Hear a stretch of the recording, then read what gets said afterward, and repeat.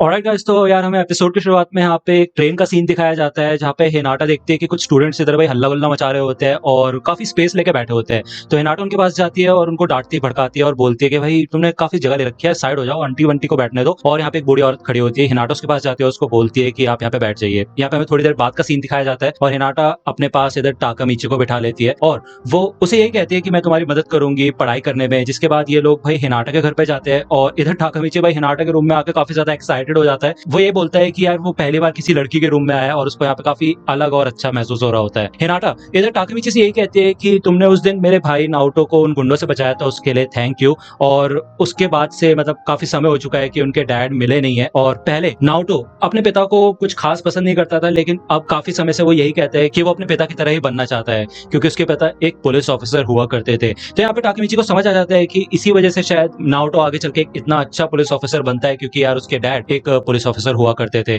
और वो हिनाटा से यही कहता है कि हाँ चिंता मत करो, तुम्हारा जो भाई है वो काफी अच्छा पुलिस ऑफिसर है। और ये सुन के हिनाटा थोड़ी कंफ्यूज हो जाती है। वो कहती है अरे मतलब वो तो अभी बच्चा ही है, तो अभी वो एक पुलिस ऑफिसर कैसे बन सकता है, लेकिन हाँ आगे चल के वो एक पुलिस ऑफिसर जरूर बन सकता है। हिनाटा जब इधर टाकामीची को नोटिस करती है तो उसे रियलाइज होता है कि टाकामीची अब पहले जैसा नहीं रहा और उसे टाकामीची से बात करके ऐसा लग रहा होता है कि वो किसी मेच्योर इंसान से बात कर रही है और ऐसा लग नहीं रहा कि ये टाकामीची है, वो काफी ज्यादा चेंज हो चुका है। या फिर ऐसा हो सकता है कि टाकामीची के अंदर की ही कोई ऐसी साइड है जिसके बारे में उसको पता नहीं था और वो उसके बारे में जरूर जानना चाहेगी। तभी यहाँ पे भाई ये खिड़की से देखते हैं कि फायरवर्क शुरू हो चुके हैं और हिनाटा को याद आता है कि भाई आज फायरवर्क्स होने वाले हैं। तो हिनाटा इधर टाकामीची को छत पे लेके जाती है जहाँ पे वो व्यू एंजॉय करते हैं और टाकामीची को भी काफी मजा आता है ये व्यू देख के। और वो यही सोचता है कि यहाँ पे उसको हिनाटा के साथ कितना मजा आ रहा है और वो फ्यूचर में वापस नहीं जाना चाहता क्योंकि फ्यूचर में हिनाटा मर चुकी है।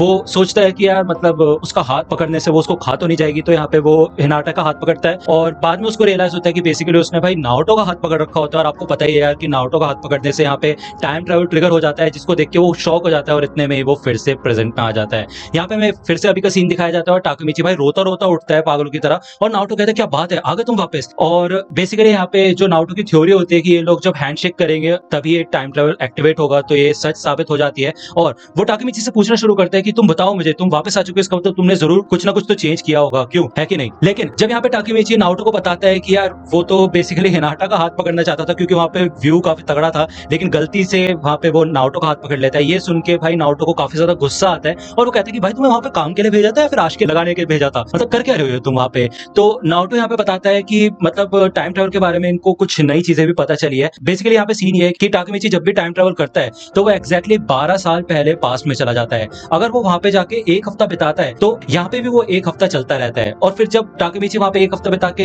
यहाँ पे आया तो तकरीबन एक हफ्ते के लिए उसकी बॉडी यहाँ पे भाई स्लीप पोजीशन में थी, जिसको ये लोग सस्पेंडेड एनिमेशन कहते हैं। मतलब उस एक हफ्ते तक भाई वो नींद से नहीं जागा था क्योंकि वो उस समय पास्ट में था। टाकामीची इधर बताता है कि वो माइकी से मिला था और उससे उसकी अच्छी खासी दोस्ती भी हो चुकी थी। तो नाओटो कहता है कि अच्छा इसका मतलब तुमने उसको मार डाला, क्यों। तो टाकामीची कहता है कि क्या मार डाला। तो नाओटो कहता है कि हाँ इसलिए तो भेजा था तुम्हें, तुम्हें पता है ना कि वो आगे चल के मेरी सिस्टर को मारने वाला है। तो यहाँ पे जब नाओटो को पता चलता है कि टाकामीची ने पास में कुछ खास चेंज नहीं किया, वो गलती से बस इधर आ गया और उसने बस माइकी से वहां पे दोस्ती ही की थी और कुछ भी नहीं किया था, तो उसको यहाँ पे थोड़ा अपसेट फील होता है और वो यही सोचता है कि अगर वो पास में जा सकता तो वो कब का वहां जाके भाई माइकी को मार चुका होता। टाकामीची इधर यही कहता है कि हमें जाके माइकी से मिलना चाहिए क्योंकि वो काफी अच्छा इंसान है और मैंने उससे खुद बात करके देखी है कि वो इतना कोई बुरा इंसान नहीं है और अभी अगर हम उसके पास जाते हैं तो हम उससे जरूर पूछताछ कर सकते हैं और वो जरूर हमें समझने की कोशिश करेगा। इधर नाओटो को पता होता है कि ये काफी ज्यादा रिस्की है, आगे चल के वो टाकामीची की बात मान जाता है और वो यही कहता है कि पहले देखा जाए तो तुम काफी ज्यादा वीक हुआ करते थे, लेकिन अब तुम्हें देख के ऐसा लगता है कि तुम काफी ज्यादा स्ट्रांग हो चुके हो और चेंज हो चुके हो। जब यहाँ पे नाओटो कुछ डॉक्यूमेंट्स को चेक कर रहा होता है माइकी को ढूंढने के लिए, तो वो देखता है कि यहाँ पे एक इवेंट है जो कि पहले नहीं हुआ करता था। यहाँ पे हमें बताया जाता है कि जो टाकामीची का फ्रेंड था आकुन, वो भी टोमान के अपर एचलेन का मेंबर बन चुका था। नाओटो को ये देख के काफी ज्यादा कंफ्यूजन होती है क्योंकि भाई वो यही कहता है कि जब उसकी टाइमलाइन में उसने रिसर्च की थी तो आकुन बेसिकली मासाटाका को चाकू मारने के जुर्म में अरेस्ट कर लिया गया था। तो यार आपको याद होगा कि जब टाकामीची मासाटाका से लड़ रहा था तो उस समय भाई आकुन को काफी ज्यादा गुस्सा आ रहा था और वो मासाटाका को जान से मारने की कोशिश कर रहा था। इवन उसने अपना नाइफ भी बाहर निकाल लिया था, लेकिन क्योंकि यहाँ पे उस समय टाकामीची ने उस पास्ट को चेंज कर दिया, उसने फिर भी उसको फेस किया, उसने हार नहीं मानी। इस वजह से उस समय आकुन ने इस टाइमलाइन के अंदर मासाटाका को जान से नहीं मारा था। इसी वजह से अभी इस टाइमलाइन के अंदर वो बिल्कुल अलग है। पिछली वाली टाइमलाइन की अगर बात करें तो उसमें उसने मासाटाका को मर्डर कर दिया था, जिसके बाद वो अरेस्ट हो गया था और उसकी लाइफ का कोई वजूद नहीं था। तो यहाँ पे बेसिकली जो नाओटो और टाकामीची होते हैं, इन दोनों को समझ आ जाता है कि इनका पास्ट चेंज हो चुका है और ये सिर्फ इसलिए हुआ है क्योंकि यहाँ पे टाकामीची की मुलाकात माइकी से हो गई थी। तो बेसिकली अब यहाँ पे जो इस गैंग का मेन मेंबर है, अपर एचलन का जो मेंबर है वो है आकुन,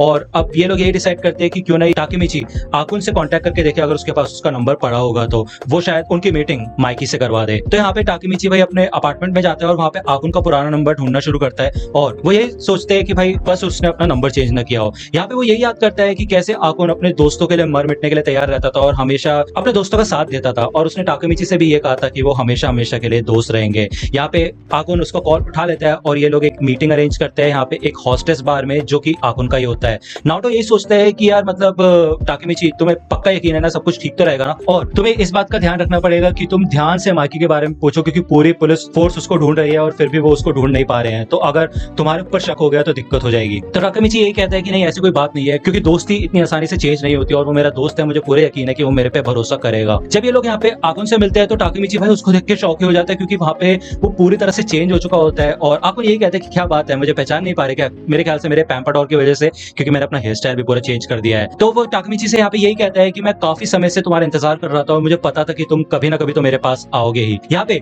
आकुन यही कहता है कि ठीक है फिर ताकेमिची मैं तुमसे अकेले में बात करना चाहता हूँ। जिसके बाद ये दोनों छत पे जाते हैं और ये आपस में यार बचपन की बातें करने लग जाते हैं कि ये कैसे आपस में लड़ा करते थे और कैसे पुराने दिन हुआ करते थे। ताकेमिची ये कहते हैं कि यार आकुन अब तो तुम्हारे पास दुनिया भर का पैसा है और इतना कमाल का बार तुम चला रहे हो, इतनी सारी लड़कियां तुम्हारे आसपास, मतलब तुम्हारी तो मजे की जिंदगी है बिल्कुल। तो आकुन ये कहता है कि नहीं मतलब पैसे से भी बहुत सारी चीजें होती है जो कि खरीदी नहीं जा सकती है। तो वो ये कहता है कि ये जो तुम्हारे साथ बंदा है ये एक पुलिस ऑफिसर है कि नहीं? देखो छुपाने की कोई जरूरत नहीं है, मुझे पता है कि वो हिनाटा का छोटा भाई है। मुझे पहले ये भी नहीं पता था कि उसका छोटा भाई भी था, लेकिन अब पता है। आकुन यहाँ पे ताकेमिची को ये बोलता है कि यार तुम इस बात पे भरोसा नहीं करोगे, लेकिन जो तुम ट्रेन के आगे गिरे थे उसके पीछे मेरा ही हाथ है, मैंने ही तुम्हें धक्का दिया था ट्रेन के आगे। इधर आकुन ताकेमिची के पास आता है और वो कहता है कि मुझे बताओ तुम जरूर टाइम ट्रेवल कर सकते हो, है कि नहीं? क्योंकि जैसे मैंने तुम्हें धक्का दिया उसके बाद ही वहां पे नाओटो आ गया था और उसने तुम्हें उसी समय ट्रेन के आगे आने से पहले ही बचा लिया था, और ऐसा लग रहा था कि उसको पहले से ही पता है कि तुम्हारी डेथ होने वाली है या फिर तुम्हें ट्रेन के आगे धक्का दे दिया जाएगा। मतलब ऐसा कैसे हो सकता है? ये कोई कोइंसिडेंस तो है नहीं। मेरे को ऐसा लगता है कि तुम टाइम ट्रेवल कर सकते हो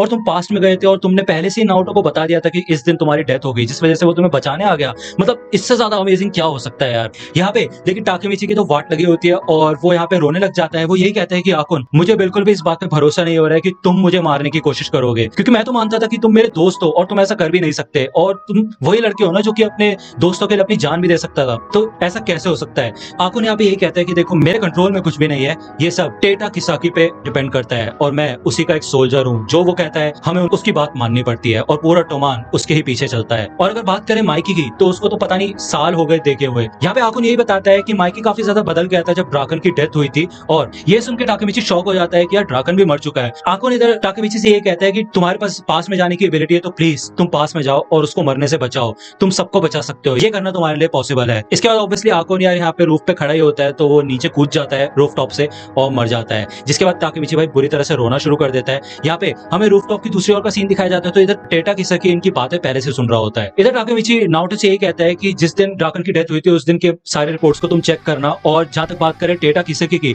तो उसी ने यहाँ पे टोमान को बुरा बनाया है, माइकी की कोई भी गलती नहीं है। तो बेसिकली इधर ताकेमिची को पता होता है कि वो टाइम ट्रेवल कर सकता है, तो वो यही डिसाइड करता है कि वो हिनाटा, ड्राकन और जितने भी लोग यहाँ पे मरे हैं आकुन वगैरह, वो सबको बचाने की कोशिश करेगा पास्ट में जाके।